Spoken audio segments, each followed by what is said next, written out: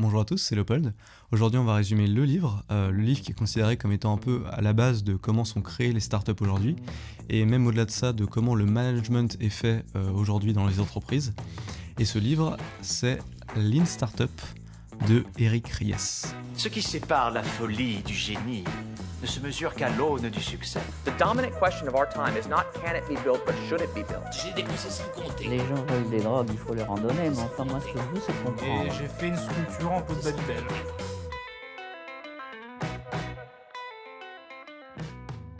Encore une fois, je parle d'un livre sur les startups, mais je pense vraiment que tout ce qui est écrit dans ce genre de livre, qui parle des entreprises, etc., en fait, il peut être appliqué un peu partout, en tout cas à tous ceux qui veulent montrer des choses au grand public. Donc que tu veuilles faire de la musique, faire de la peinture, du cinéma ou que je sais, genre créer une chaîne YouTube, j'en sais rien, bah ce livre peut être utile au même titre que si tu veux créer une startup, bien sûr. En fait, il y a une grosse erreur, la plus grosse erreur que font les créateurs aujourd'hui. Cette erreur, c'est de croire savoir parfaitement ce que les gens veulent. Chaque jour, il y a des tas de gens qui créent des choses en étant persuadés de faire le produit du siècle, mais au final, quand ils le sortent, personne n'en veut. Ça arrive très souvent et on peut pas vraiment en vouloir aux gens parce que c'est toujours la méthodologie qui a été plus ou moins appliquée. Je veux dire, on a tous en nous l'image du gars passionné qui a une super idée et qui du coup s'enferme 2 ans dans sa cave pour en ressortir avec un produit miracle que tout le monde va acheter. Sauf que ça existe pas. Ou alors ça existe vraiment très rarement, faut avoir beaucoup de chance. Non, en fait ce qui arrive le plus souvent c'est qu'il y a un gars, il a une super idée, il la bosse pendant 2 ans sans en parler à personne, et quand il sort enfin son fameux tube à planter dans le mur qui permet de pisser sans avoir à se déplacer jusqu'aux toilettes, personne n'en veut. C'est con parce que ça marche super bien. Mais voilà, les gens s'en foutent. Vous savez pas si les gens veulent votre produit avant qu'ils l'aient acheté en fait. Il y a tout un tas de facteurs que vous ignorez. Du coup, je vais commencer par vous raconter une petite histoire. C'est l'histoire d'un gars qui s'appelle Franck. Et Franck, il a eu l'idée du siècle. Il est plus intelligent que les autres et il a remarqué un truc, c'est que les pneus des voitures, ils étaient tous noirs. Alors Franck, ni une ni deux, rappelez-vous bien qu'il est plus intelligent que les autres, il se dit qu'il va créer une gamme de pneus de différentes couleurs, donc des bleus, des jaunes, des rouges, et que ça va se vendre comme des petits pains. Franck, là, clairement, il a eu l'idée du siècle. Du coup, il en parle à personne pour pas se faire piquer l'idée, et il se fait fabriquer 100 tonnes de pneus colorés juste avant d'ouvrir les ventes. Et là, s'il n'y a pas de pneus colorés, en fait, c'est pour une bonne raison, c'est parce que les gens n'en achètent pas. Pourquoi ? Parce que le noir, en fait, c'est la seule couleur qui donne une notion de sécurité. On a l'impression que ça accroche plus à la route, ou en tout cas que ça accroche plus à la route que le blanc ou les autres couleurs, qui paraissent donc moins performantes. En voiture, les gens sont attachés à la sécurité, et donc ils préfèrent prendre des pneus noirs qui vont mieux les protéger. Le blanc, c'est d'ailleurs la couleur naturelle du pneu, et en fait on les peint en noir exprès pour ça. Donc voilà, Franck il a tout perdu, il a investi beaucoup de lui et beaucoup d'argent dans ce projet qui ne lui apportera rien. Et pourtant, Dieu sait qu'il était plus intelligent que toi ou moi, tout simplement parce qu'il avait eu une idée que toi ou moi on n'avait pas eu. Mais voilà, il pouvait pas tout savoir. Du coup voilà, ce livre, il est fait pour éviter ce genre de problème, faire en sorte que son produit, dès le départ, on soit sûr qu'il va avoir des acheteurs. Et pour ça, tout commence par une chose, le produit minimum viable.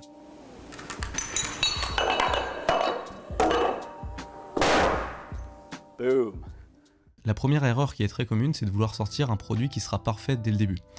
Si vous sortez un produit qui est parfait dès le début, tout simplement vous pourrez pas modifier le tir s'il plaît à personne, et deuxièmement vous aurez sans doute passé beaucoup de temps sur des choses qui au final se révèlent inutiles. Donc voilà, en premier il va falloir créer un produit minimum viable, ou un PMV. Ce PMV c'est ton produit, mais en version pas terrible, en version vraiment basique, qui propose les fonctionnalités de base. En gros c'est une bêta, juste pour que les gens puissent l'utiliser et faire des retours. Dans le cas d'une application par exemple, c'est un peu devenu la norme, on a une bêta, donc la 1.1, la 1.2, etc. Et en fait, les programmeurs vont modifier petit à petit l'application en fonction des retours des gens. Et du coup, à la fin, l'application, elle sera vraiment parfaite, mais surtout, elle correspondra à l'attente des gens. Les gens, c'est eux-mêmes qui ont créé l'application, du coup, ça sera les premiers à l'utiliser et à les recommander. Mais encore une fois, ce truc-là, on peut l'appliquer partout.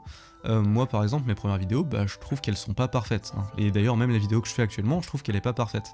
Mais en tout cas, elles expriment suffisamment ce que je veux faire pour qu'on me fasse des retours dessus et pour que je puisse m'améliorer avec le temps. La leçon du livre, c'est que quoi que vous fassiez, quoi que vous créez, il faut absolument le sortir et le sortir le plus tôt possible. Si vous n'avez pas honte de votre produit, c'est que vous l'avez sorti trop tard. Cette citation, elle est de Reid Hoffman, le créateur de LinkedIn, et en fait, elle exprime bien cette notion qu'il faut absolument sortir ce que vous voulez faire, quoi qu'il arrive, sans en avoir honte, tout simplement parce que c'est en se trompant et en tâtonnant un peu sur ce qu'on va faire que on s'améliore. De toute façon, le temps que vous avez passé à améliorer votre produit pour ne pas en avoir honte, ça a toutes les chances d'être juste du temps perdu parce que ça correspondra pas forcément à ce que veulent les gens. Et encore une fois, vous ne savez pas ce que veulent les gens, vous en avez juste une petite idée. Maintenant, comment analyser les retours qu'on a pour améliorer son produit ?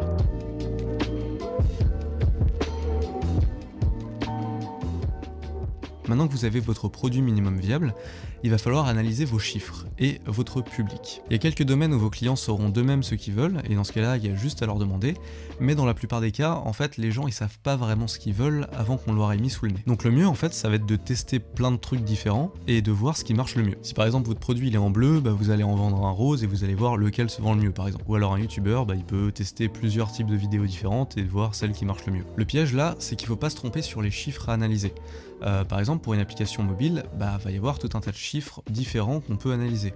Donc il va y avoir le nombre de téléchargements, il va y avoir le nombre d'étoiles sur l'App Store, il va y avoir le nombre d'utilisateurs quotidiens ou les dépenses moyennes d'un utilisateur sur l'application. Si le but c'est d'augmenter la rentabilité, bah, ça va pas servir à grand chose de regarder le nombre de téléchargements alors que les gens ne dépensent rien sur votre application. Du coup, il va falloir plus se concentrer sur combien d'argent en moyenne les gens dépensent sur l'application. Encore une fois, par exemple, moi sur ma chaîne, je pourrais publier tous les épisodes de Rick et Morty.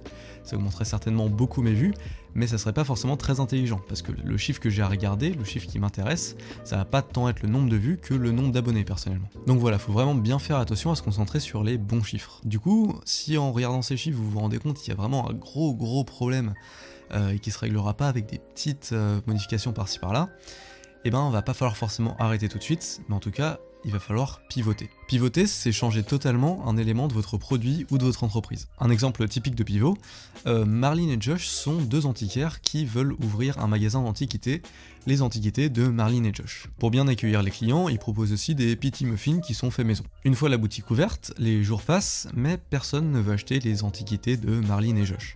Par contre, il y a tout un tas de personnes qui se pressent à l'entrée parce qu'ils veulent absolument goûter les petits muffins faits maison. Marlene et Josh, ils décident donc de renommer leur boutique la muffinerie de Marlene et Josh, et ainsi ils réalisent plein de ventes. Ça, en l'occurrence, ça s'appelle un pivot restrictif, c'est-à-dire qu'une partie du produit devient le produit entièrement. Il existe vraiment des tas d'autres pivots, et d'ailleurs je trouve ça super intéressant.